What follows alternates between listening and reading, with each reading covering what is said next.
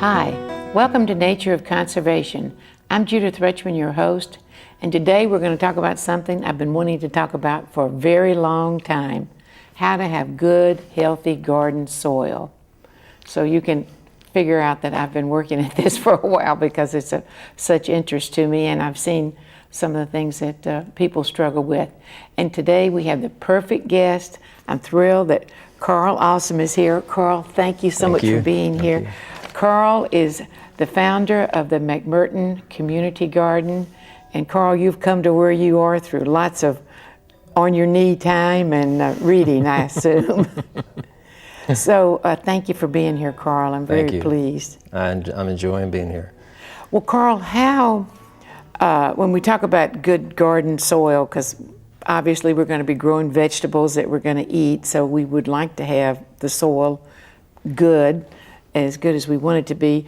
What do you see as far as, like, I brought these examples here of soil. I mean, this is soil from a garden that I've worked on, and this is soil from someone else's yard. This is actually public land garden soil here. So these things look different. What are some of the things that are going on here that aren't going on there? Well, I think first off, when you look at this specimen, this is almost solid clay, and so you can imagine that soil, I mean that water can't penetrate this very well. Air can't penetrate this, and two of the ingredients that you need for healthy soil is the ability for the soil to retain water and also for the air, oxygen, to be able to get into the soil. So somehow the miraculous process by which roots of plants are able to absorb and take in the nutrients that are in the soil, in healthy soil, up to the plant, to the fruit or vegetable that eventually you're going to consume. And you know, healthy bodies need healthy soil because we're not too far removed from soil. Dust to dust, as they say. That's a good way to put it. No, we're not, yes.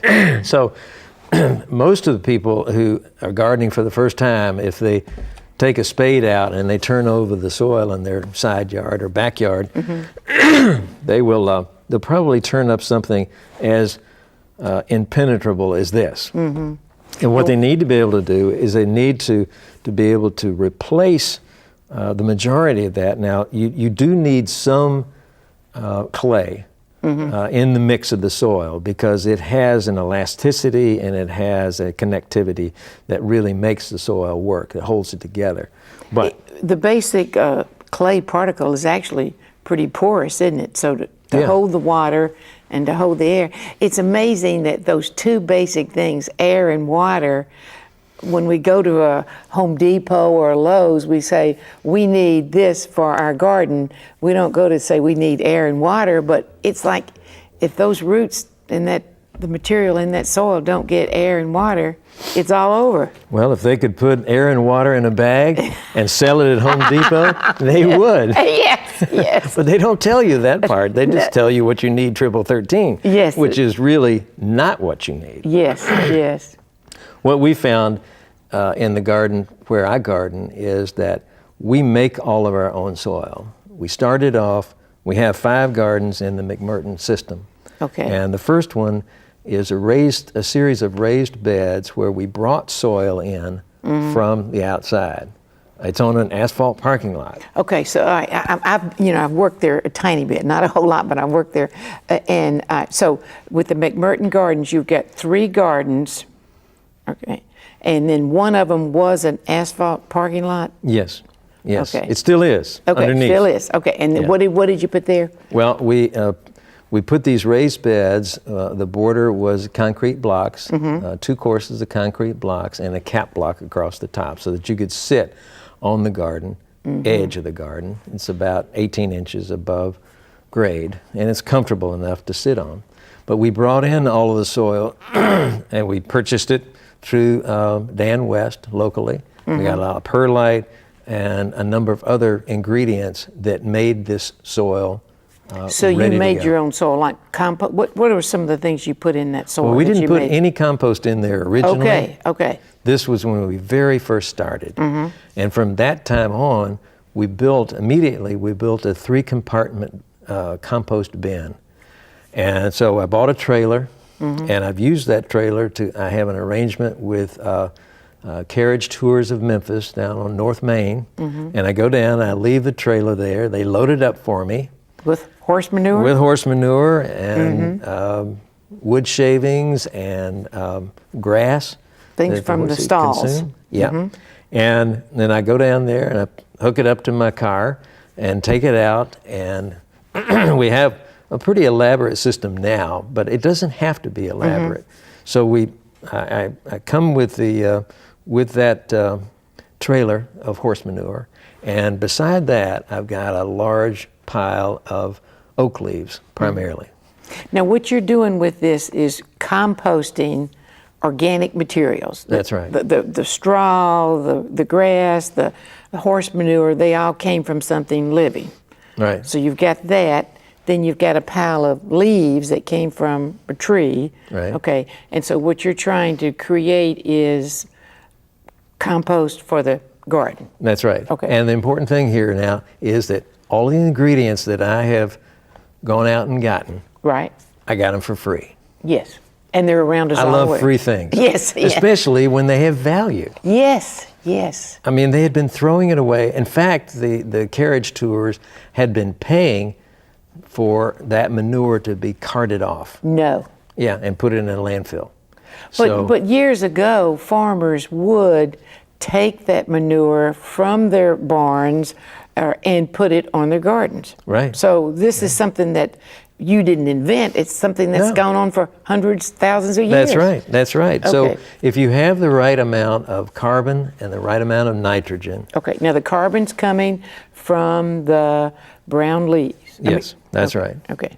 And the manure, the urine and the manure that the horses generate, that's all of the nitrogen. Nitrogen. Yes. So we've got nitrogen, carbon, air, Mm-hmm. oxygen, and water. Okay. That's Those the 4 basic things. elements. Yeah. That's right. And so you mix them together, and you leave them in the first compartment for it takes no more than about 24 hours for it to generate enough heat within that pile. And people find this hard to believe, but it gets up to about 150 to 160 degrees. And so what's creating that heat? The the interaction? amoeba, Yeah. the amoeba and all of the bacteria that's in there is they're working. They're really working that hard. They're It's working like that they're hard. all on treadmills, they're sweating, right? They're perspiring. They're really getting after it. They're so excited. Oh my gosh, we've got all this horse manure and leaves. And so the heat that's generated, it kills all of the seeds, the grass seeds that come into that, so that eventually, when that temperature drops down to about 100 degrees, then it's time to take a pitchfork and pitch it into the second bin. And you add a little bit more water to it because it's dried out a little bit, but not too much water. And so when you finish putting it in that second bin, temperature gets up to about 140 to 150. And it'll stay for, probably about 3 or 4, maybe a week, 3-4 days or a So week. in that week, how often do you turn it with a You fork? don't. You don't. Just let it be. Just let it be. Okay. And it'll start to cool down on Okay. its own. Okay. And so then you turn it again, you get fresh oxygen in there and water. Gets it party time again. Yeah, it's party time again. And then after about a week, then you take it and you put it in the third compartment with the water and the oxygen. Temperature will go up again to probably about 130, maybe 135. And then it'll drop down to about 90. When it does that, it's ready to go. It goes that fast. It goes that fast. Oh my gosh. Now, what is the, all right, basically with the manure and what you're getting from the carriage tours is the carbon. I mean the nitrogen. I meant to say the nitrogen. Okay. And then what you're getting from the leaves is the carbon. Right. But what is the proportion that you've found works best of the carbon source to the nitrogen source? What I found is that I take about equal amounts. Equal amounts, okay. Now that's probably not the best. Well, it seems to It's kind one of of be these all over the things place. that you can be as scientific as you want to be, and some people are very much so that way. I'm not so much that way.